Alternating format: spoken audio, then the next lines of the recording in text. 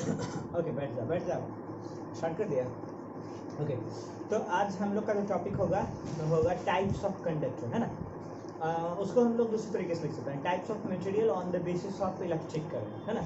और एक एक करके हम लोग उसको समझेंगे। तो जो नेक्स्ट टॉपिक है आपका वो है टाइप्स ऑफ मटेरियल, ठीक है। Types of material on the basis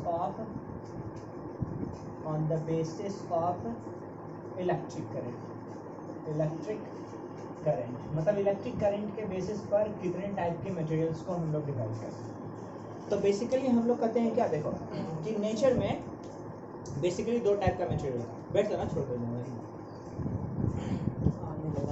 okay, देखो बेसिकली नेचर में दो टाइप का मटेरियल हम लोग देख रहे हैं। एक मटेरियल होता है जो अपने अंदर से इलेक्ट्रिक करंट को फ्लो होने देता है, और एक मटेरियल होता है जो इलेक्ट्रिक करंट को अपोज करता है। ये दो आपने पढ़ा होगा, लेकिन दो से ज़्यादा आज हम पढ़ेंगे। तो कहने का मतलब क्या होता है, देखो इसमें हम लोग दो बातें कर सकते हैं। यानी कि मटेरियल अगर है तो मटेरियल दो टाइप का होता है, बेसिकली दो टाइप का होता है, ठीक है। एक होता है allowed to pass electricity, allowed to pass electricity. एक मटेरियल ऐसा होता है जो इलेक्ट्रिसिटी को अलाउ करता है। दूसरा होता है मटेरियल जिसको बोलते हैं does not allow to pass electricity, ठीक है ना। अगर does not allow to pass electricity और अलाउ टू पास इलेक्ट्रिसिटी इस कॉन्सेप्ट के बेसिस पर बोलते हैं तो दो टाइप का आपका मटेरियल होता है। जो अलाउ करता है उसको हम लोग बोल देते हैं कंडक्टर, उसको हम लोग क्या बोलते हैं, कंडक्टर। और जो अलाउ नहीं करता है उसको हम क्या बोलते हैं, इंसुलेटर। उसको हम क्या बोलते हैं, इंसुलेटर। यानी मटेरियल दो टाइप का होता है, एक मटेरियल कंडक्टर कहलाता है, दूसरा मटेरियल इंसुलेटर कहलाता है। तो सबसे पहले हम कंडक्टर के बारे में पढ़ेंगे। सबसे पहले किसके बारे में पढ़ेंगे, कंडक्टर के बारे में पढ़ेंगे। ओके, तो कंडक्टर कहने का मतलब देखो क्या, कि अगर इसी डेफिनेशंस को देखें तो ये क्या कर रहा है, इलेक्ट्रिक करंट को अपने अंदर से पास आउट होने देगा, है ना। तो क्या लिखते हैं आप इसको, यानी the material which allow to pass electric current through area of cross section is called conductor। क्या बोल सकते हैं इसको, कंडक्टर। अब देखो अगर कंडक्टर की बात करते हैं तो यहाँ पर कंडक्टर डिफरेंट टाइप का होता है। तो डिफरेंट टाइप का जो कंडक्टर होता है वो क्या क्या होता है यहाँ पर देखो, और वो चीज़ हमें समझना कंपलसरी है। तो यहाँ पर देखो टाइप्स ऑफ कंडक्टर, ठीक है। तो टाइप्स ऑफ कंडक्टर में पहला चीज हम लोग बोलते हैं मेटल कंडक्टर। पहला क्या बोलते हैं, मेटल कंडक्टर। ओके, दूसरा चीज जो आपको पढ़ना होगा उसको पढ़ेंगे इलेक्ट्रोलाइट एज कंडक्टर, ठीक है। ओके, तीसरा पढ़ते हैं उसको बोलते हैं सेमी कंडक्टर। तीसरा क्या बोलते हैं, सेमी कंडक्टर। चौथा चीज जो हम लोग पढ़ते हैं उसको बोलते हैं गैसियस कंडक्टर। क्या बोलते हैं, गैसियस कंडक्टर। ओके, पांचवा चीज जो हम लोग पढ़ते हैं यहाँ पर उसको हम लोग बोलते हैं ग्रेफाइट कंडक्टर। क्या बोलेंगे, ग्रेफाइट कंडक्टर, ठीक है। तो दैट मीन देखो यहाँ से कि कंडक्टर को हम पांच रूप से कैटेगराइज कर सकते हैं। कुछ कंडक्टर मेटल नेचर का होता है, ठीक है, कोई बात नहीं। तो कुछ कंडक्टर जो होता है वो मेटल फॉर्मेट का होगा, उसको हम एक्सप्लेन करेंगे दूसरे तरीके से। कुछ होता है जो इलेक्ट्रोलाइट के रूप में होता है, उसको हम अलग से एक्सप्लेन करेंगे। कुछ सेमीकंडक्टर का होता है, कुछ गैसेस कंडक्टर, कुछ graphite conductor. Okay, now next जो है हमारे पास सेमीकंडक्टर को हम दो टाइप से कैटेगराइज करते हैं। इस सेमीकंडक्टर भी नेचर में दो टाइप का होता है, दो टाइप का नहीं बल्कि तीन टाइप का सेमीकंडक्टर हम लोग बोलते हैं, ठीक है। तो एक होता है हमारे पास पी टाइप सेमीकंडक्टर, एक हम लोग बोलते हैं एन टाइप सेमीकंडक्टर। एक एक करके सबको एक्सप्लेन करेंगे। एन टाइप सेमीकंडक्टर, और एक होता है हमारे पास इंट्रिंसिक सेमीकंडक्टर। क्या बोलते हैं उसको, इंट्रिंसिक सेमीकंडक्टर, ठीक है। अच्छा, पी टाइप और एन टाइप सेमीकंडक्टर को ही एग्जैक्टली एक्सट्रिंसिक सेमीकंडक्टर कहते हैं। एक्सट्रिंसिक सेमीकंडक्टर यानी कहने का मतलब देखो कंडक्टर, सेमीकंडक्टर को दो तरीके से हम लोग कैटेगराइज करेंगे आगे।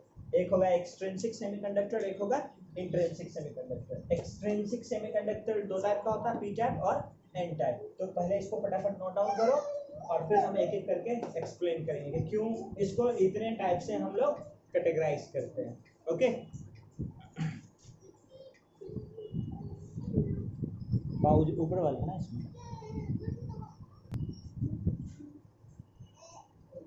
ओके, तो देखो यानी कि सबसे पहला इसमें आपका कैटेगरी क्या था, मेटल कंडक्टर।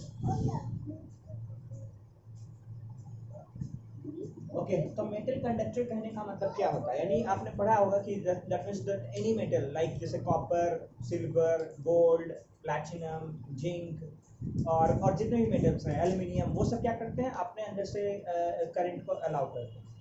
अच्छा, करंट को जब अलाउ करते हैं तो उसके पीछे रीजन क्या होता है, तो हम रीजन एनालाइज करना शुरू कर देते हैं। तो देखो सबका रीजन एनालाइज करते हैं कि जैसे मान लो कॉपर है, कॉपर का एटॉमिक नंबर कितना होता है 29। अच्छा, अगर 29 है तो आपने इलेक्ट्रॉनिक कॉन्फ़िगरेशन लिखते होंगे, ऐसा वाला याद है 1s2 2s2 2p6 3s2 3p6, याद है ना, 3d10 एंड 4s1। यानी यहाँ पर तक देखो तो इसमें 2 इलेक्ट्रॉन है, यहाँ पर 8 है, यहाँ पर 18 और यहाँ पर कितना है 1 इलेक्ट्रॉन। तो इसका बैलेंस इलेक्ट्रॉन कितना हो गया 1। अच्छा, कोई और दूसरा मेटल लेते हैं लाइक जी, जिसका एटॉमिक नंबर होता है 30, इसका इलेक्ट्रॉनिक कॉन्फ़िगरेशन लिखते हैं तो 1s2 2s2 3p6 2p6 3s2 3p6 3d10 and 4s2। यानी इसमें बैलेंस इलेक्ट्रॉन कितना है 2। अच्छा, वैसे ही अगर मान लो जिंक आयरन का लिखना है Fe, है ना, आयरन का अगर लिखेंगे तो आयरन का 26 होता है। एटॉमिक नंबर हम लोग लिखेंगे 1s2 2s2 2p6 3s2 3p6 4s2। तो यहाँ तक 18 तो 20 और 3d6 है, यानी यहाँ पर भी बैलेंस इलेक्ट्रॉन कितना है 2 है। तो बात करते हैं हम लोग क्या कि दोनों में देखो कुछ ना कुछ कॉमन है। क्या कॉमन है 2 का आंसर ये वाला है ना 4s2। अच्छा समझ ना, देखो ना, ये आपका न्यूक्लियस है, ये फर्स्ट ऑर्बिट होगा, ये सेकंड ऑर्बिट होगा, ये थर्ड ऑर्बिट होगा और ये फोर्थ ऑर्बिट होगा। यानी फोर्थ ऑर्बिट में क्या है 4s1, सेम चीज। ये न्यूक्लियस सर इसमें एक क्वेश्चन है सर, ये न्यूक्लियस होगा। हाँ बोल सर केमिस्ट्री में हम लोग को KLMN फॉर्म में लिखना पड़ेगा या फिर इसके form KLMN form. KLMN form ये फॉर्म का ये फॉर्म का यूज है जब 11th में तुम जाओगे, 11th में जाएंगे हाँ, तब ना, पहले हाँ। 10th अब यहाँ पर देखो, यानी ये फर्स्ट, ये सेकंड, ये थर्ड, ये फोर्थ। इसके फोर्थ में कितना इलेक्ट्रॉन है 4s2। इसमें देखो यहाँ पर भी इसके फोर्थ में भी देखो, ये न्यूक्लियस, ये फर्स्ट, ये सेकंड, ये थर्ड और ये फोर्थ। इसके फोर्थ में कितना है 4s2। मतलब सब में एक चीज कॉमन है कि सबके आउटर मोस्ट में कुछ ना कुछ फ्री इलेक्ट्रॉन है। ये इलेक्ट्रॉन फ्री है या बाउंडेड है, फ्री है, फ्री है। ये भी इलेक्ट्रॉन फ्री है, ये भी इलेक्ट्रॉन क्या है फ्री है। तो एक चीज हम एनालाइज कर पा रहे हैं, क्या एनालाइज कर पा रहे हैं, तो metal consist of free electron to move, free electron to move. तो अगर मेटल यानी वैसे मटेरियल्स जिसमें करंट का फ्लो फ्री इलेक्ट्रॉन के मोशन के कारण होता है, वो उसको हम क्या बोलेंगे मेटल कंडक्टर। क्या बोलेंगे उसको मेटल कंडक्टर। क्लियर है ना, कोई कंफ्यूजन तो नहीं है ना। तो हम क्या लिखेंगे यहाँ पर देखो, यानी those material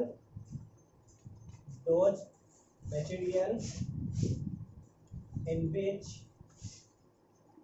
current is flow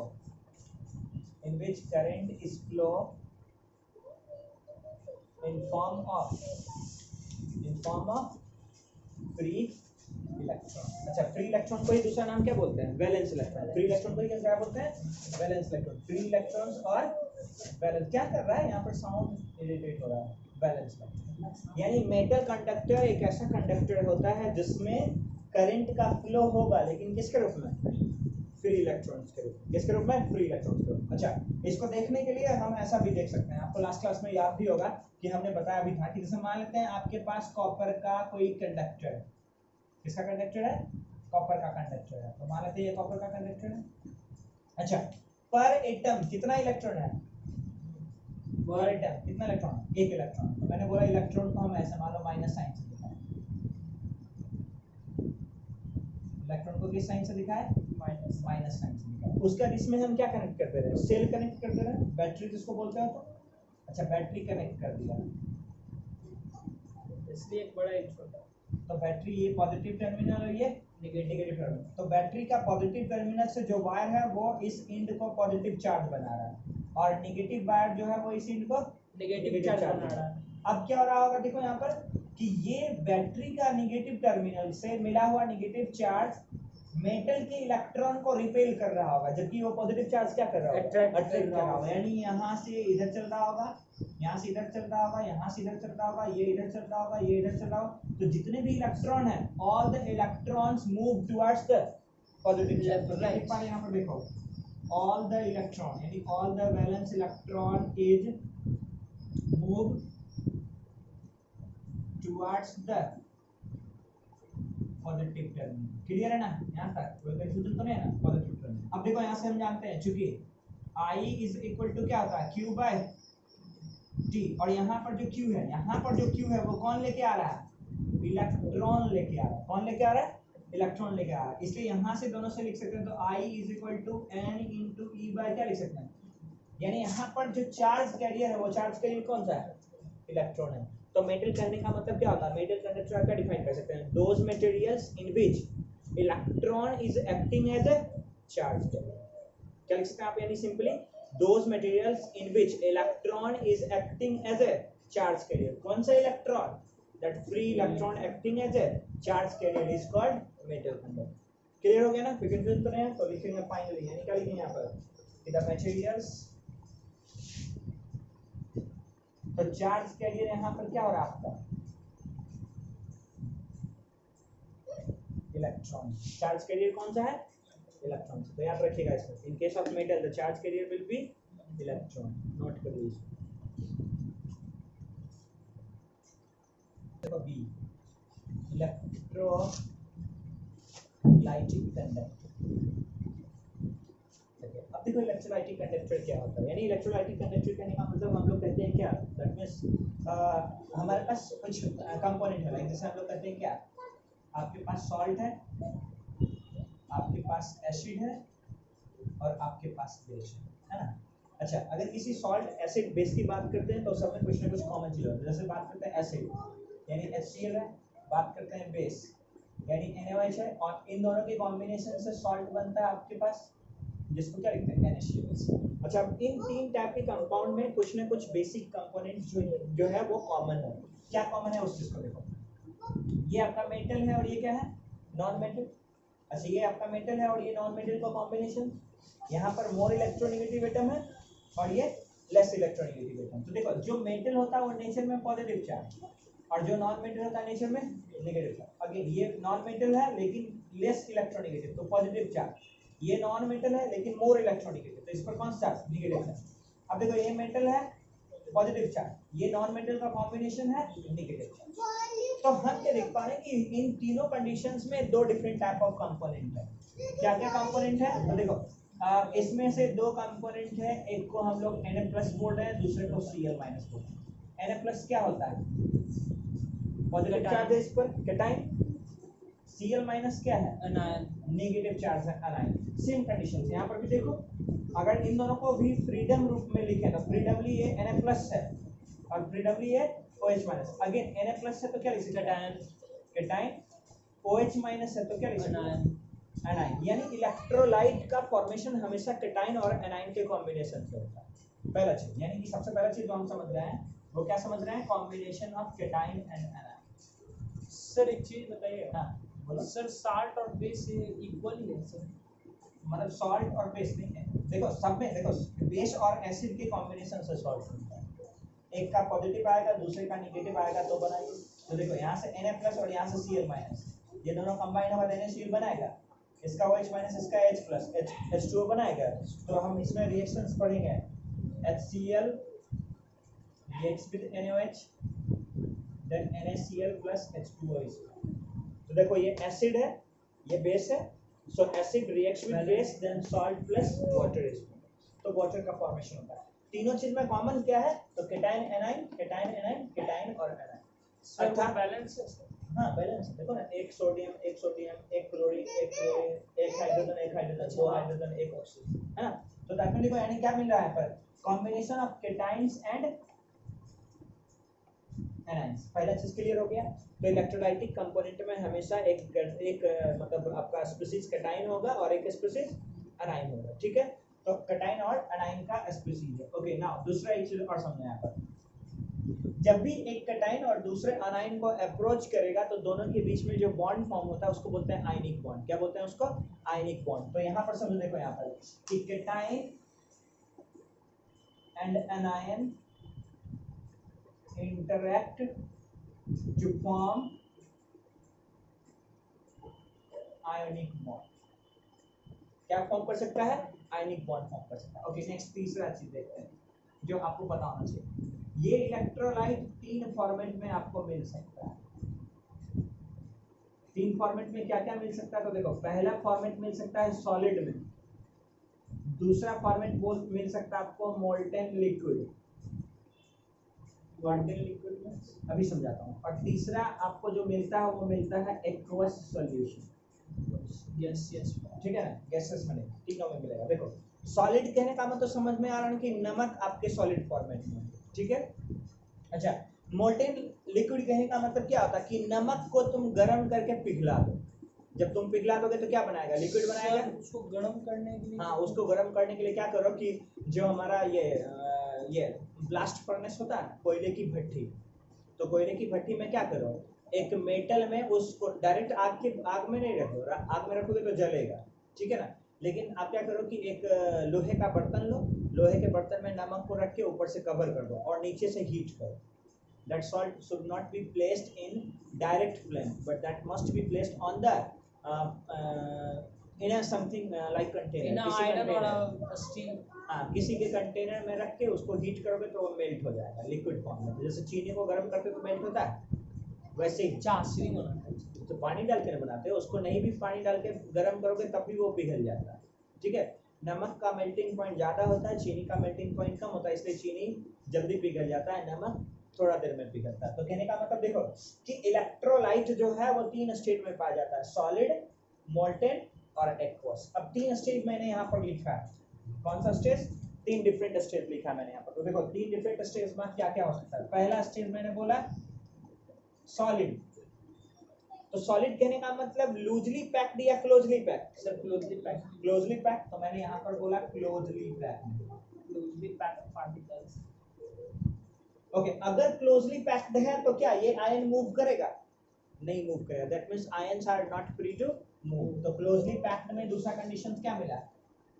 ions are not free to move. Kinetic energy solid में कम रहता है। हाँ, अगर आयंस मूव नहीं करेगा तो कंडक्ट ये करंट पास करेगा कि नहीं करेगा? नहीं करेगा। यानी in solid state it will behave as insulator. तो क्या लिखेगा? In solid it behave as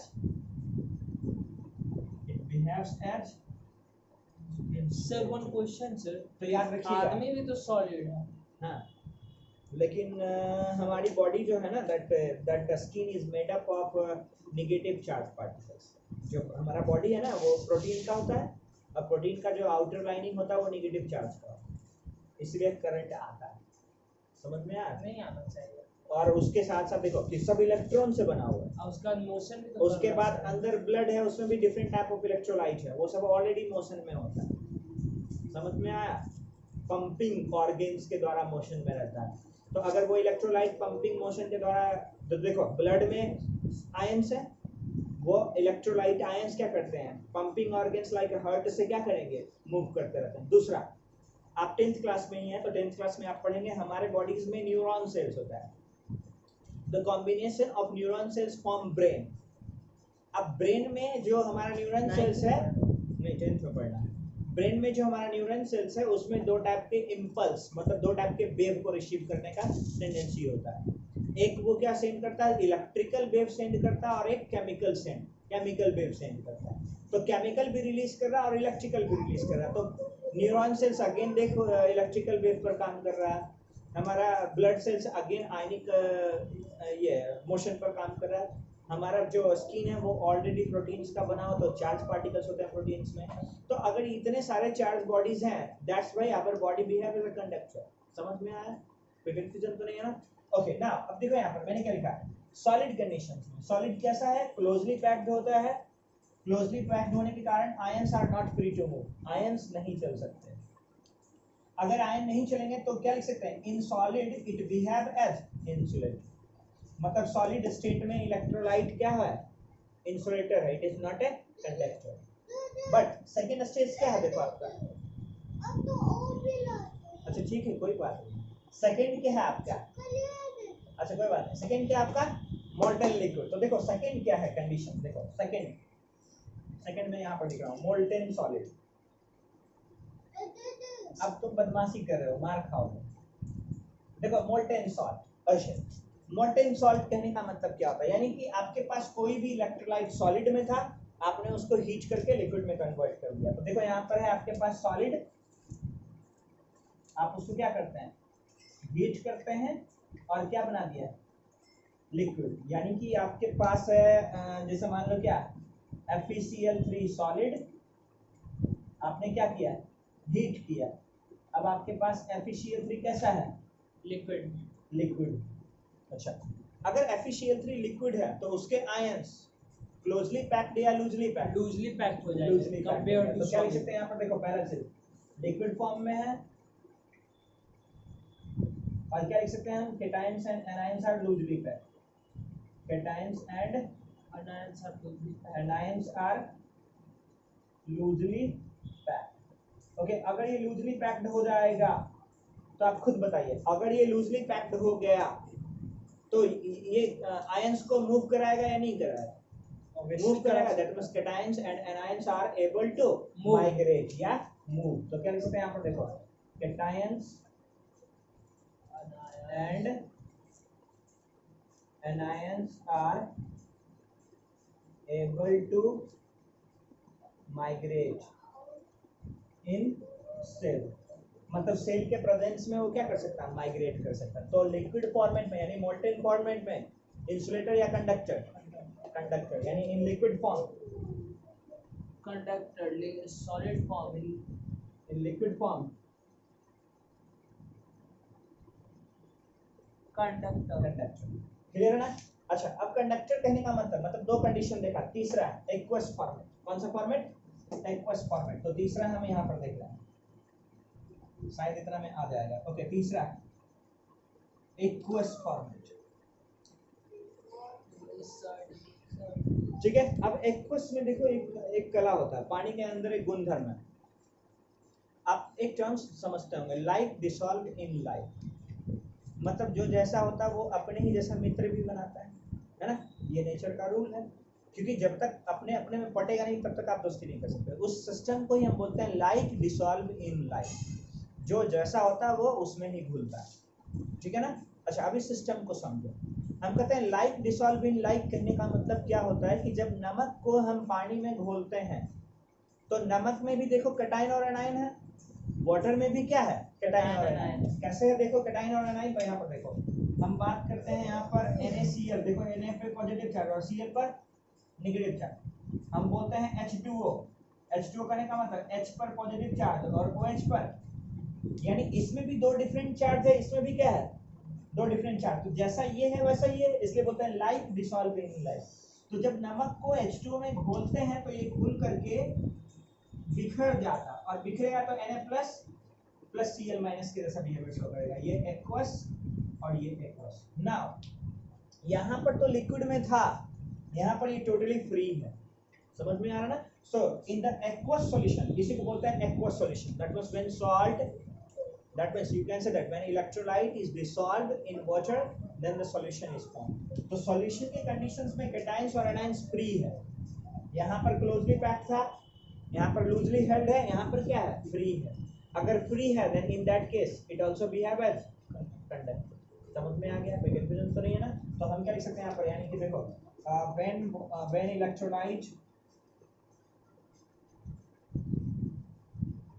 when electrolyte is dissolved in, so when electrolyte is dissolved in water then migrate in terms of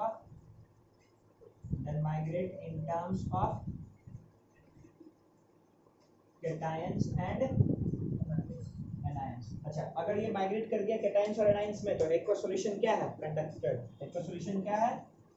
conductor. अच्छा, तीनों conditions में देखो, यहाँ पर भी कैटायंस एनायंस था बट टाइटली पैक्ड था, यहाँ पर कैटायंस एनायंस है बट लूजली हेल्ड है, यहाँ पर कैटायंस एनायंस है फ्री टू मूव है। तो यहाँ पर चार्ज का जो कंडक्शन हो रहा है वो किसके रूप में? इलेक्ट्रॉन के रूप में या कैटायन एनायन के रूप में? कैटायन एनायन के रूप में। इसलिए हम क्या लिख सकते हैं?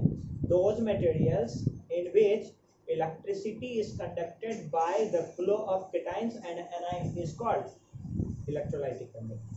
समझ में आ गया? दोनों का डेफिनेशन डिफरेंट हो गया ना। मेटल में क्या था? those material in which electricity is conducted due to flow of electron। यहाँ पर क्या हो गया? those materials in which electricity is flow due to flow of cation and anion। तो चार्ज कैरियर यहाँ पर क्या है? cation and anion। मेटल के केस में चार्ज कैरियर क्या था आपका? Free electron. समझ में आ गया? तो क्या लिख सकते हैं यहाँ पर? Those material which conduct electricity, those material which conduct electricity due to flow of cations and anions in the presence of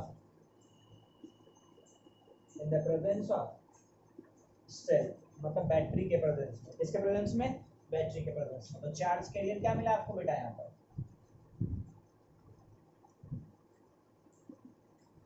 क्या मिला चार्ज कैरियर यहाँ पर? Cation and anion. Okay, cations and anions. ठीक है, फिर नोट कर लो।